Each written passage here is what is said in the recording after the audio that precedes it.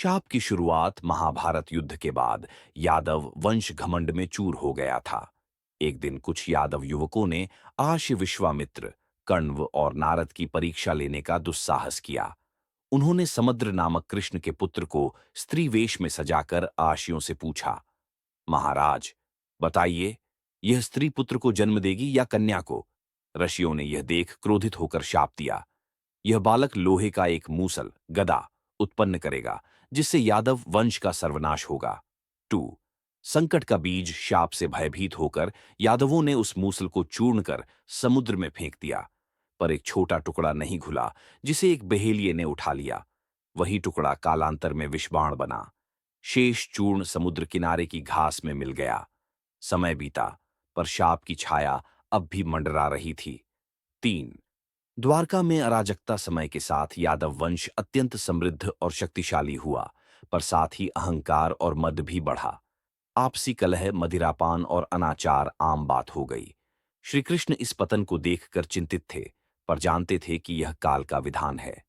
4 अंतिम भोज और विनाश की शुरुआत। एक दिन प्रभास क्षेत्र में यादवों ने एक भव्य महोत्सव और भोज का आयोजन किया। सभी प्रमुख यादव जैसे बलराम, सत्यकी, प्रद्युम्न, अक्रूर उपस्थित थे। मदिरा का सेवन करते करते आपसी बहस छिड़ गई। सत्यकी ने क्रोधित होकर कृतवर्मा का वध कर दिया। जवाब में कृष्ण के पुत्र ने सत्यकी को मार डाला। देखते देखते पूरा यादव कुल आपस में भिड़ गया।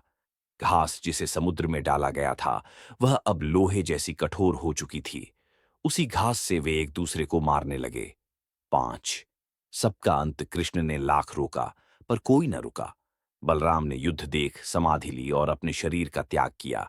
अंततः समूचा यादव वंश विनाश को प्राप्त हुआ।